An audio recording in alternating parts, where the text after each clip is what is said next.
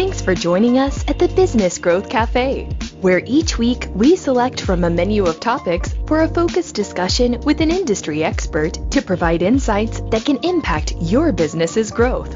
With your host, Angelo Ponzi. Hi, I'm Angelo Ponzi, your host here at the Business Growth Cafe, and thank you for joining me.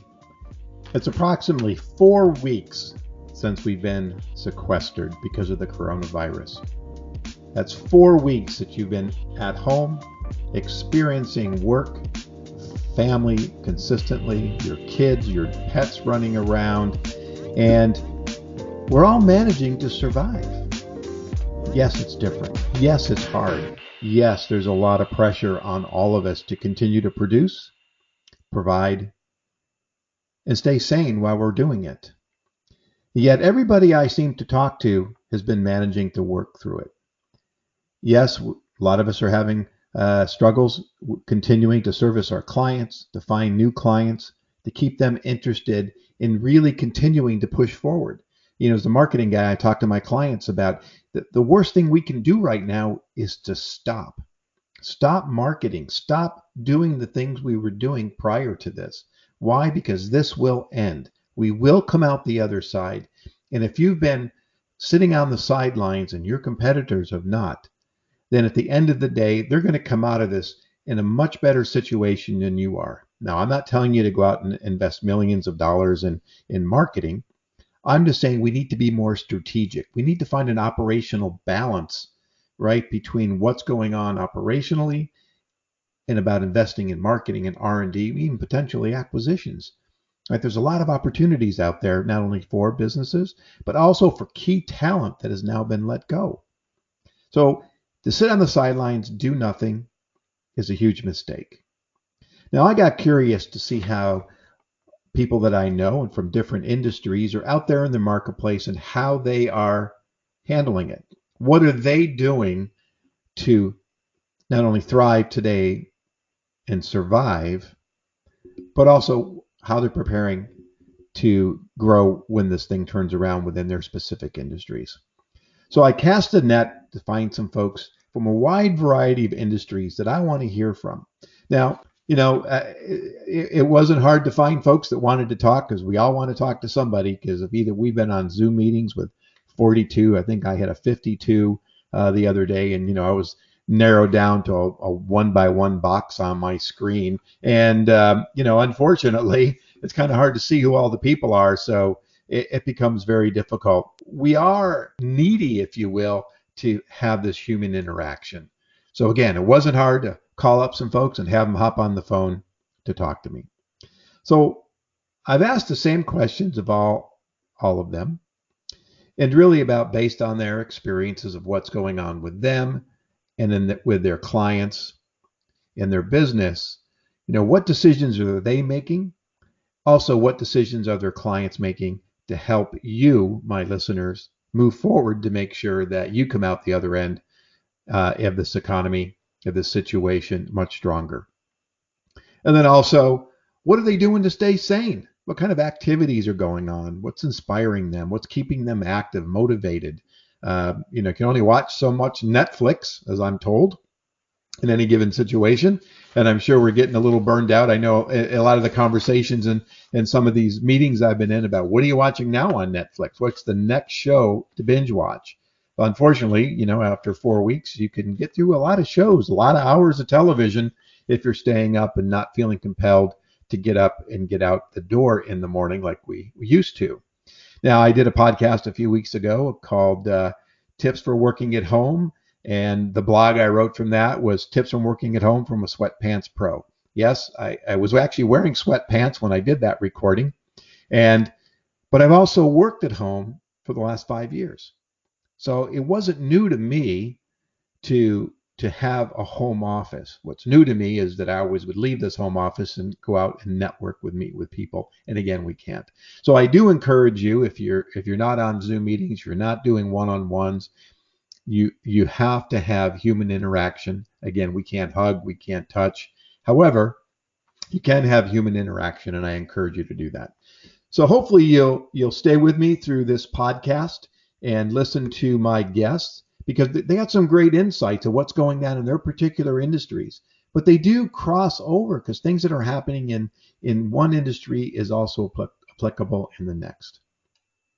Now, in this specific podcast, I'm calling it Part 1. I'm going to talk to 3 of the 6 guests that I interviewed. So we have 3 in this one, and then in Part 2, which will hopefully you'll jump right into when this is over, we'll have 3 more. All 6 are from very different industries. So business to business, consumer side. So you're going to get some great perspectives from these different folks. So I encourage you to listen in. So my guests that you're going to hear from are Richard Montellano, and he's in the supply chain business, in inventory management, not just here in the United States, but globally. Now think about the issues he had before this thing even started with the tariffs. So he was already in a situation trying to deal with importing goods, importing raw goods, exporting, making sure that folks had the materials they needed to fulfill their obligations to their customers. We'll also be talking to Dean Soll, co-founder of TrueCore. They're in the insulated metal panel business, right? Their target market is contractors or architects and designers and builders that specify these kinds of product in building refrigerated solutions. Chris Kramer is in the business of acquisitions, buying and selling companies, but he's also a specialist in ESOPs, which are employee stock ownership plans. And finally, I'll sum it up with Josh Walters. And Josh is in the optimizing talent business, right? He's got a line that I love. It's building a better world through better work. And he really looks at using not only, he uses data analytics to help with some of this, but really it's about maximizing and optimizing the individuals that you do hire. So I hope you stay with me during this podcast. I think it's really educational and it's perfect for what's going on out there right now. And away we go. I'm excited to have Richard Montellano. He is a consultant in the supply chain world who works for Main Point. And Richard, welcome to the show. Thank you. Nice to be a guest on here with you, Angelo. Appreciate the opportunity. Absolutely. Yeah. So I think I talked to you in kind of the pre-show is what I'm doing is I'm talking to a variety of folks in a variety of industries to talk about the impact that the coronavirus and potentially a recession might be coming and looming on us. Not only what's happening today, but what's going to happen tomorrow. But before we jump into that, why don't you tell my listeners a little bit about yourself and about your business? Sure. Thank you. Thanks for the opportunity. Well, I've been in supply chain for over a couple decades now, longer than I probably care to admit. Started out in the aerospace world and really enjoyed that. It was really fascinating, but spent a lot of time in all levels of the supply chain, from lower levels to actual execution, running operations in manufacturing and distribution. So I really have a passion for that. I really understand that intimately and really look to help companies optimize their supply chains. I think it's really a big part of the U.S. economy. And I think given the current dynamics of the COVID-19 issues we're all experiencing, I think that's going to play a big role in this economy coming back. Yeah, I would agree. And so I assume that with your clients, some of the either the finished goods or raw goods were coming out of China and other places, which obviously is not happening. So that's probably in general with, frankly, the tariffs prior to all of this. I mean, supply chains really have kind of been disrupted a little bit on where people are getting their goods to manufacture or whether they're manufacturing here and where they're getting those raw materials, right? That's absolutely true. They're starting in 2019 with the tariffs that really created a tremendous impact in the supply chain world. That was kind of a warning shot to U.S. companies to really look at potentially bringing some of those manufacturing operations back here or somewhere close to North America. As things went on, nobody expected the COVID-19 epidemic that we're all living today, but that made things even 10 times worse. So it's really a tremendous dynamic across all industries that use the supply chain throughout Asia. And you can tell the deep ramifications it has from the medical community that we're seeing. Ventilators and masks that were once produced from China are really being a real difficult thing to supply, which is costing, unfortunately, people's lives here. So that's unfortunate. But companies are going to have to find a way to react and really turn that around quickly. Is there really an industry that hasn't been impacted by all of this, including the tariffs? That's a good question. There probably are some of the high-level defense areas that are have secret classifications, do not allow some of their supply chain, like some of the major components, to be manufactured outside. But most of the industries we all know and love have some kind of a component or raw material that is being fabricated or developed overseas. Okay. So this is an off the wall question. It's not even on my list, but it just popped into my head. So when we think about supply chain when it comes to food, right? And we're in Southern California, and certainly harvest season will be coming around, and yet I think food is deemed essential. So do we anticipate there's going to be some kind of slowdown or impact in supply chain because we can't get people into the fields? Yeah, that's a very good question and very real possibility. I was speaking last week to a colleague of mine who was a CFO for a farming company that develops produce. And his business, he was telling me very directly that on the consumer side, which is the grocery that you and I all shop for our food at, was really booming and things were going very well. However, on the other side, there was a food service component that really dropped off the map. It really fell off a cliff. Mm-hmm. That is things like hotels and restaurants that really dropped off. To make things even more complicated, with the COVID-19 epidemic and us shutting down many of the borders, not only here, but all across the world, a lot of the workers who worked in those fields are going to be having a difficult time to get to those farms to pick some of the crops. And it really, the supply chain can be very complex. And not only do you need the workers, but then you need to have all the equipment from the truckers into the warehousing ready to go. So there's a lot of steps in the supply chain that make it very complex. And one hiccup along the way can really hold up the whole thing. Just like the old saying is, you're only as strong as your weakest link. Right. Well, that holds true in the supply chain. Absolutely. So in your business, and I know I'm deviating because I think this is a great conversation. We're going to have to do this as a full show, but I mean, you get involved in everything from raw goods to make the products and all the way through manufacturing and shipping and distribution and to retail. Yes, and that's one of the things that it's really important for companies, whether they're small, medium, or large, for the ownership and the C-level executives to really understand how to truly optimize the supply chain. You've got to look at it from end to end.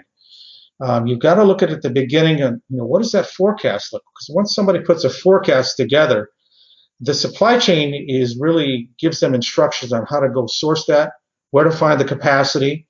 Likewise, you've got to set the financial impacts in place. You've got to set up contracts. You've got to set up a logistics network. You've got to set the warehousing. It's the whole make, buy, fulfill movement process from start to finish in the supply chain that impacts the entire industry, entire company, end to end. Okay. And you get involved in all of that? Yes, absolutely. And a lot of that's driven by data analytics, truly understanding, taking a deep dive into a customer's business to really understand where exactly are some of the patterns, the trends, things that we see. Because a lot of times companies don't use the analytics very well. In some cases, in some of the smaller companies, they just don't have the technology and the systems available. In larger companies, you've got multiple systems creating a lot of information, but none of it's really cohesive to really drive decision-making process effectively. So right. I was working at one client about a year ago, and they had about 20 plus different systems, and none of them talk to each other. So trying to get people to make long-term cohesive decisions across the organization was extremely difficult to impossible. So in that case, a lot of these departments, it was a larger company, were being done in isolation. And that's just a shame. And that's part of the things that we talk about when we try and optimize the supply chain, is understand how do we all use and share that same data from end to end to really drive decision making. Well, part of my background is market research, so I am a little bit of a data geek, and gathering and utilizing the information are always two different things. Exactly. I've literally been in meetings where we've spent weeks gathering research only to have somebody at the table say, I don't believe it, or I don't believe what they said, and toss it all out the door. And they've made some huge mistakes by not listening. And that's another show. So based on your experiences now, and I think we're into this about 4 weeks, yours actually extends, again, with the tariff thing. I didn't think about that in preparing this, but it just came to mind. So what recommendations would you make to business leaders like yourself to keep them moving forward during this time, and whether it's a week or 2 weeks or another month or 2 months, but also to begin to prepare for when the economy turns and so they can recover quickly? That's a good question. And one of the things is we know cash is kind of king right now in these difficult times where most companies are seeing revenues drop significantly. Optimizing the supply chain is something that can be integral to having a company survive this and thrive in these types of environments. The competitive nature of business in the U.S. is everybody's got to find a way to be a little bit better than the competition in order to gain market share. Most companies, unfortunately, do not use the supply chain as a competitive advantage. And because of that, suffer. So in these times like this, when things get a little rough and you put some stress onto your supply chain, those companies that are the strongest, that have the most agile and strongest supply chains are going to come out of this as winners. You think of people like Walmart and Amazon, who have truly best-in-class supply chains. They're making a difference out there in the world today. Those companies that are struggling to survive, people who have people like Macy's or who are struggling and have had to shut down their business, simply didn't have the supply chains behind them they have the agility to move the marketplace. Sure. So it's really key for ownership to understand that. And it's been part of my message that I've tried to tell them and communicate them and educate them that, hey, this is really the way it goes. It's not just you and your four walls out there in the marketplace. It's you and the entire supply chain that can provide a competitive advantage if you really know what to look for and how to utilize that. Is the place to start really what's the internal data that they have? Yes, it really starts with a complete analysis at the beginning and understanding, getting the cooperation, and really you got to get the buy-in from the top down. One of the things I find is I really mirror and align well with the ownership, whereas others in the internal organization don't always tend to embrace it as much because to them they've got a job and they're going to get paid one way or another. But at the ownership level, it's really about optimizing the supply chain to maximize the revenues for the company, maximize the enterprise value. So really getting the top down to embrace the idea. And that's really what I found to be the most effective is when you get senior executive teams, including ownership, CEOs, CFOs, to be part of that and understand the benefits, not only just when it comes to improved cost of goods, but also creating competitive advantages in the marketplace. And I explained to one just before in the pre-recording here about a case I had just this morning with a client of mine who was a medical supply company that is his current provider of PPE basically said, "Hey, we're out of inventory. We don't have any solutions for you." And his revenue was going to be strained to begin with, and now cutting that off was going to accelerate that stressful and painful process. But I had some other connections that I was able to put a couple of my resources together to give him an outlet. And now in his particular industry, he's got some resources and availability.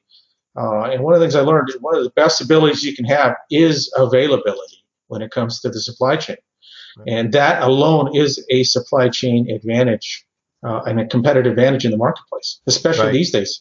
Well, that's a great recommendation. I mean, I so many times people have a resource and they get comfortable with it, and the assumption is they'll just always be there. Yes. And what if they don't? What happens? And that really gets down to a lot of the strategic planning aspects that I talk about and that I do, and that I try to get companies to look at their business on a holistic standpoint. Is if I'm successful in marketing I'm going to have an impact on everybody. If we're not successful, we're going to have an impact on everybody, right down to the shoot. And a lot of times too, when you think about mergers and acquisitions, I mean, one of the things they do is let's look at your contracts with your vendors and see how solid they are, and are you a single source using single source suppliers, or are you using multiple sources, and those can have a huge impact. I was in a meeting a couple of weeks ago, and it was a technology, but they were using a piece of software from another company, and it was a single source, and there was no way they were going to get a license to be able to go out and replicate that or mass market it. So they were building a product around something that they couldn't actually ultimately market. Yes. It was crazy.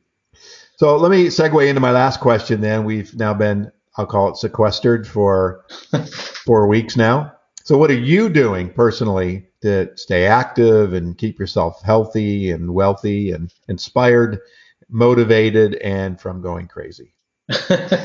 Well, that's a loaded question, but fortunately, I live here in Irvine, and I've got access to a park that's very close. So I spend some time getting some fresh air every day, just to clear my mind. And one of the other things I do is try and find ways to connect with my peers. And I find that incredibly important right now. And one of the things I learned specifically from you is just really finding ways to be valuable and being a resource to others at these difficult times. Because in a lot of cases, there's no way we can work together right now. I can't go visit them right now. Their offices are shut down. A lot of them are working from home right now as well. So, and we don't know when we're going to be able to work together right now officially. But that doesn't mean just because I'm in isolation, doesn't mean I can't connect. So I've been fortunate to hold and develop my own peer group called Executive Connections, where I invite other peers from different industries to come together on my own platform a couple times a week, where I bring them together and introduce 4 guys, 4 women, and help them connect and really understand each other. People have, in some cases, a little more time than they're used to, a little more than they're comfortable with. Mm-hmm. So it's a great alternative to sitting down and watching Netflix at times. So yeah, you know what? And I appreciate it. You did invite me into that, and I did attend one yesterday, and it was fantastic. Got to reconnect with somebody that I knew and somebody that I didn't know at all. So I thought that was a great and valuable use of my time, and I encourage you and others to do that connecting, because again, it's easy to get isolated. It's easy to head to the TV and binge watch something. I have to admit, I'm binge watching Ozarks right now. I'm trying not to, but I just kind of get an hour in a day.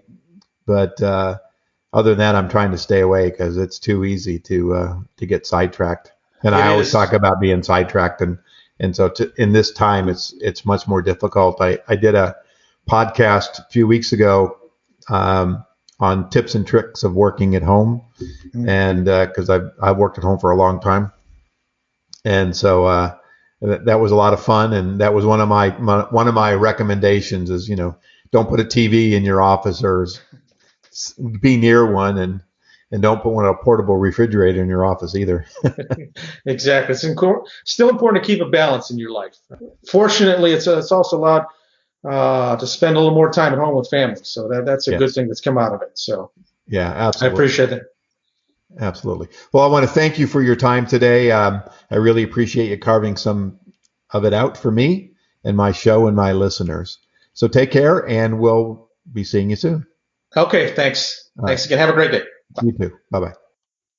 My next guest is Dean Soll, co-founder of TrueCore, the manufacturer of insulated metal panels. Dean, welcome. Thank you. Appreciate you having me. Yeah, absolutely. To get things started, why don't we just tell the audience a little bit about yourself and your business? Okay. I am a serial entrepreneur. I've spent most of my life in construction, and did that about 30 years. Got a little bored and was ready for some change, and so I co-founded a manufacturing company that produces insulated metal panels, which are a building skin used for mostly temperature-controlled facilities. Okay. So given the state of the economy now and what's going on with the crisis and the impact on people out there working, how has this impacted your business? It is, I would say, we are cautiously optimistic that it's gonna only hurt us a little bit. There's being in the food business, a supplier in the food business. We're a little bit recession resistant, especially in construction materials compared to residential products. Mm-hmm. So right now, I've had one large project be put on hold from a food service distributor. But as you probably know, e-commerce food is exploding. Grocery, distribution is in dire need and of expansion. So it's going to trigger, I think, more construction, believe it or not, in food than was previously planned for let's say 20 and 21. Okay. So really almost new markets are opening up for you then. Yep. Okay. And you target contractors, but I would assume you also target architects and designers that are designing these buildings. Yes, we only sell direct to specialty subcontractors that know how to build freezers and coolers. But we do have stakeholders, obviously, that we serve in food company and users, architects, design build general contractors that specialize in our industry. So we've got quite a few stakeholders, but directly our customers are insulated metal panel specialty subcontractors. Okay. Now, in your business, did you travel around the country a lot? I did. A large part of my job, I was probably 50-50 at home and traveling, and I do work from my home. My corporate headquarters is in Lawrence, South Carolina, and I'm a little bi-coastal, but I'm pretty much mostly in California. So I spent about half the time on the road and half the time working from home normally. Okay. All right. So part of this podcast this time is really talk about leaders like yourself that are now kind of having to pivot, look for new markets, and also have to deal with remote workers. So based on your experience so far during this crisis, I mean, what recommendations would you make to other business leaders like yourself to help keep their businesses moving forward? Because this will end, and when it ends, so they're prepared to take advantage of that. Yeah. I think this is, from my perspective, this has been a little bit of a kick in the butt from a technology standpoint for me. I was very phone oriented and email oriented prior to this stay at home directive, and I've had to learn new video technology that has been in existence for a long time, 5 or 10 years probably, that I have not been using this stuff, and everybody else has, or at least a lot of people have. I'm not alone, in fact, of discovering this technology, but man, it's been great to be able to see people face to face that normally would have been an email or a phone call. And I think that it's going to change. I think it's going to change the business world going forward in a good way. I think we're going to keep using this technology that everybody's being forced to now positively, because I think it adds a little bit of face-to-face genuineness and a little bit of eye contact and body contact that we would not normally have over email or talking on the phone. Okay. How many employees do you have? We have 50. 50. So are they all remote, working from home right now, or not working from home? No, there's about 3 of us that are remote in Florida, California, some teammates in Indiana, but mostly everybody's in the factory, and we're working right now. We are working 3 days a week instead of 5 days a week, but that we got some big orders last week that we're probably going to ramp back up to full time. But everybody else is at the plant in Lawrence, South Carolina, either in the manufacturing floor or in the offices. Okay. Is that because you're dealing in food and it's deemed essential business? Correct. Okay. We're relatively as busy as we were before pre-COVID. Okay. Well, that's interesting. All right. So in looking at any specific recommendations and things that you've done and changed and you just talked about, are there things specifically besides technology and getting involved in technology that you're also doing? Well, I was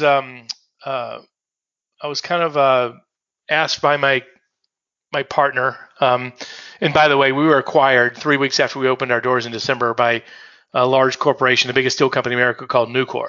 So when I say my partner and my co-founder, we are now owned by a $26 billion Fortune 100 company, but we still run the company like we're small fries, and we wouldn't have it any other way. But we were acquired in December. Congratulations. So with that said, my thank you.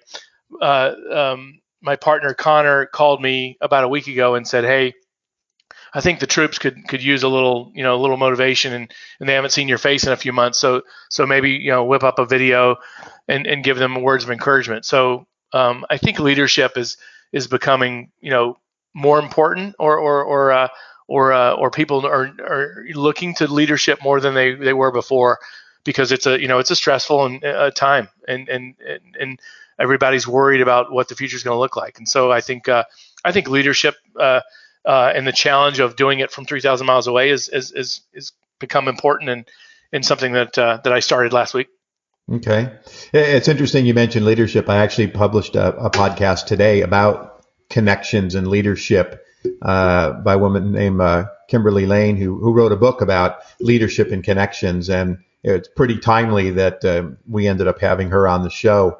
And it is about people are looking to that leadership. And if you're not exhibiting that leadership now, when we come out of this thing, it is for leaders, it's how's it going to impact how their employees look at them later on, right? Absolutely. So the last question I have is we're all home, we're in many walls. So what are you doing to keep yourself sane? What kind of activities are you doing that maybe the listeners want to hear besides, maybe tilting a few? That's a great question. That's something I'm struggling with, because I do like to travel, and I do like to get out and see customers, and I like to visit our plant across the country at least 1 week a month. So I'm struggling with that, with that mentally right now of really wanting to get back to normal things as normal. But I think exercise is important. So I was never a swimmer in my life, but I have been swimming laps every day for the past 3 weeks. And my wife joked with me this morning that she thinks I'm in better shape now than I've been in many, many years because of this situation. So I've been trying to exercise and trying to get out a little bit outside and walk and ride a bike or swim in the backyard. But for the most part, man, I've been cooped up and working hard. Yeah, I think that's kind of sentiment I've heard from a lot of folks, that getting outside, doing some walking, doing a little bit of exercise. Personally, I got a Peloton, so I'm spinning a lot more than I did when I went to the gym. So I guess there's the good side and the bad side of all that. But after a while, I find myself just standing outside, just breathing in fresh air, because it's, the feeling cooped up all the time is getting to be a bit much. Well, I want to thank you. Yeah, I want to thank you for your time. And I look forward to continuing this conversation. I'll have to get you on the show when we're doing a full podcast. And I really appreciate your insights. It was my pleasure, Angelo. I appreciate it, and reach out anytime. All right. Thank you. My next guest is Chris Kramer. He's the Managing Director of Strategic Equity Group. So M&A, valuations, ESOP programs. Chris, welcome to the show. Thank you very much, Angelo. Pleasure to be here. Thank you. So why don't we just take a minute or two and tell my listeners about you and your business and what you do on a day-to-day basis. Yeah, thanks. So to your point, we're investment bankers and valuation advisors, which is kind of a fancy way of saying that we work with business owners that are trying to exit their business or transition the ownership in some other way. A lot of times that's to their employees through either a management buyout or many times through an ESOP. That stands for Employee Stock Ownership Plan, and it's a way for a seller to sell his company to his employees, get some tax advantages along the way, but more importantly, preserve culture and reward the people that kind of helped get him to where he or she has gotten. So. Okay. Do you find that more and more companies are looking at ESOPs and turning themselves into an ESOP program? Yeah, I think so. We certainly have seen an uptick in our business over the last half a dozen years or so. And I think part of it is that a lot of times business owners don't necessarily want to sell out to a private equity fund because they've heard that, maybe life after that deal isn't, what it's all cracked up to be. And in many cases, they've come from a larger company where they kind of escape the big corporate scene and don't really want to exit in that way either. So yeah, we're definitely seeing growth. Okay, interesting. Yeah. Before we jump into this a little bit, I have to ask, you and your family, everybody's good and surviving all of this? Well, we're all surviving. Yeah, I actually used to look at my dog, and he'd look at me and say, "When are we going to go for a walk?" And now he says, "Really, 3 times today?" So we're hanging in there. Yeah, we're fortunate though. Thanks. Yeah. Yeah, it's funny. It's yeah. I'm not. Some friends of mine that have dogs, they're saying I'm not sure who's walking who these days, but Yeah. the dogs get a little reluctant about taking trips. Yeah, he's hiding out when he hears the leash now. So yeah. Well, that's great. I'm glad to hear that. Yeah. So, based on your experiences in dealing with your customers and thinking about business leaders like yourself, what kind of recommendations do you have for my listeners about how to really survive today and continually get ready to grow when this thing does turn, and it will turn? Yeah, it's a couple things. I guess the first thing that I'm doing, and I'm sharing this with all of my clients as well, is trying to be a resource where I can. I mean, we're still somewhat inundated with marketing materials and things that maybe are a little bit what I would call tone deaf in light of what's happening. I mean, certainly we all need to be focused on life after the crisis, but I think a lot of people are reaching out and saying, "Hey, look, here's what I can do for you," or "Here's some information that we can provide," and certainly I'm falling in that category. We have been on many webinars. I've been on conference calls ad nauseum, especially with our ESOP clients, to help them understand what some of their potential action plans might be, what some of the implications are of some of the things that we're seeing currently, and what might happen even over the next, say, months and potentially even years.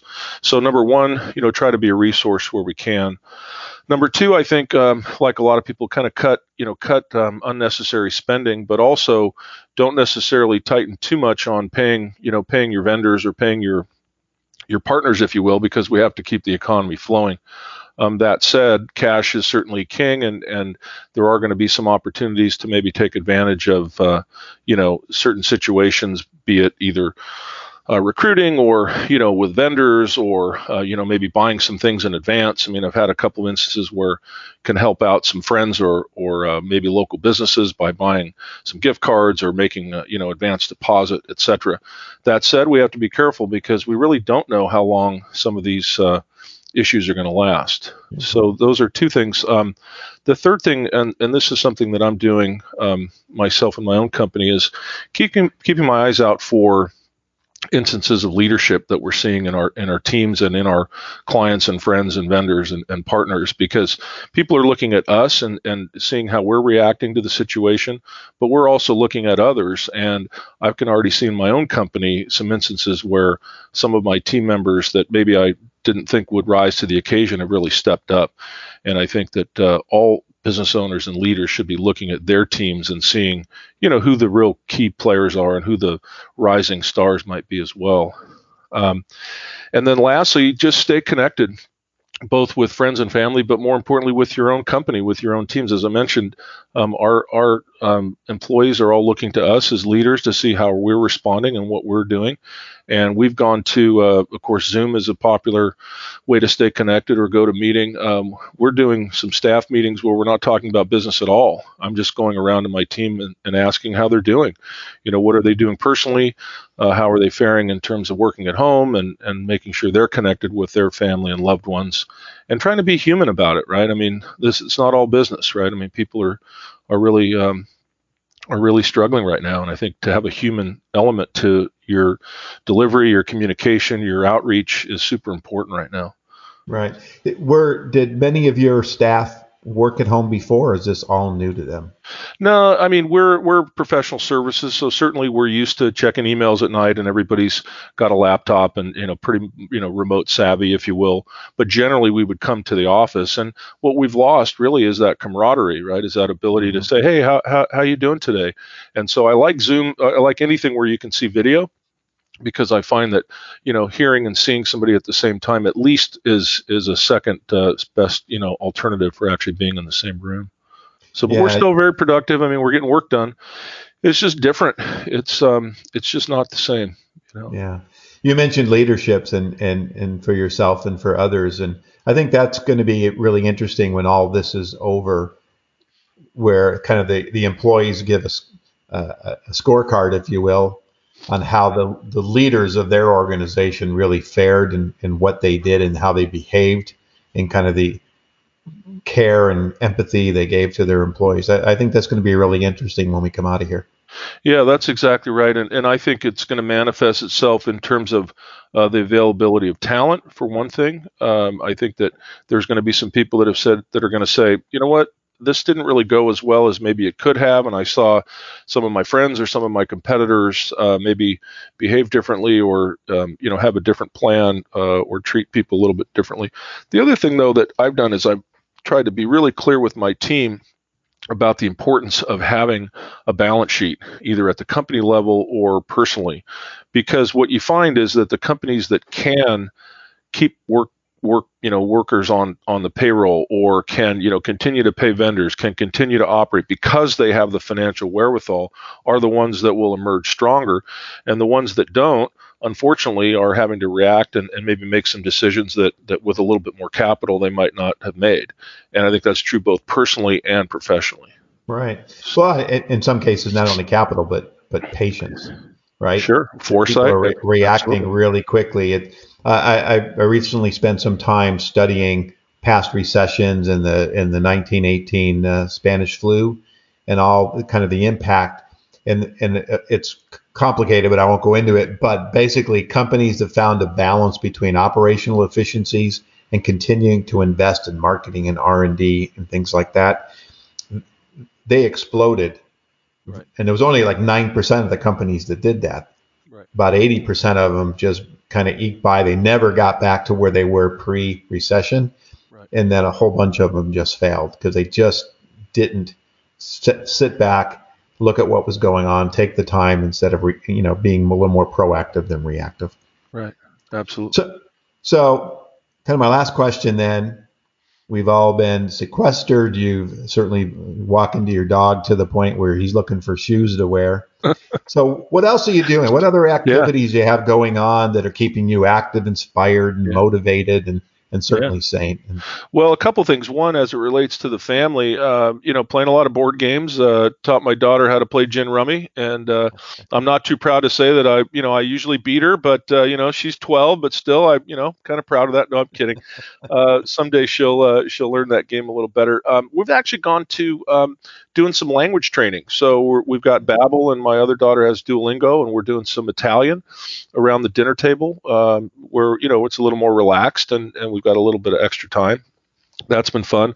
There's a thing called the Great Courses, if you're not familiar with. I am familiar with that. It's super, super valuable, and now they got some really good prices. We were actually supposed to take a trip to France for our vacation in June, which unfortunately we've had to cancel. There's a great course on France, if you're into France, and we're kind of doing a virtual vacation that way, getting a little education at the same time. And then I think most importantly is we're turning off the news. We are absolutely shutting down all of this, bickering and sniping and misinformation. And when we need news, we go seek it out and we try to get information where we can. But we're playing a lot more music, and we're trying to turn the TV off and really just kind of reacquaint ourselves with each other. And it's actually been really, really pleasant. That's fantastic. That's a really side benefit of all of this. Sure. Is a little more family time. I was, the last few years I became this news junkie where I never used to be. And I would morning, noon, night, if I can have it on for literally a few minutes and then I'm done with it. Just like you, I'm tired of listening to it. And I think there's so many other things to do and a way to keep yourself inspired and to enjoy life. I mean, my kids are older and they're out of the house right now.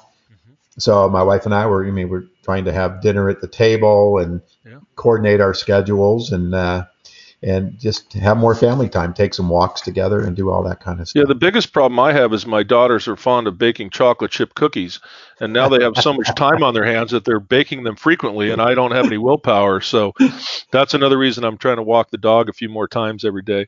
Well, there you go. Yeah. That's funny.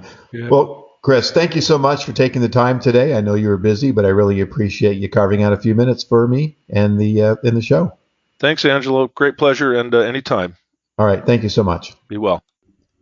I hope you found those conversations really interesting. I certainly did. And as I mentioned earlier, these are 3 of 6. So this was part 1. So I encourage you to go on right to part 2, or certainly take the time to listen to it later on this week, because I've got 3 other guests from 3 other industries that I think are going to provide some insights on how they're dealing with this crisis and their business to thrive and survive and certainly grow as we come out of this in this economy. I thank you for listening. If you're a subscriber, thank you very much. And if you are a subscriber, I encourage you to let others know about the show so they can benefit from this content. And certainly if you're not a subscriber, I encourage you to do so. You can find out more about me, read my blogs, or view my show videos, or certainly sign up to receive more information at theponzigroup.com. Thank you again for joining me at the cafe today, and I look forward to talking to you in part 2 of this series. Thank you for listening to today's discussion at the Business Growth Cafe with your host, Angelo Ponzi. Take a moment to subscribe to this podcast and visit our website at www.businessgrowthcafe.com. Read Angelo Ponzi's blogs at www.theponzigroup.com.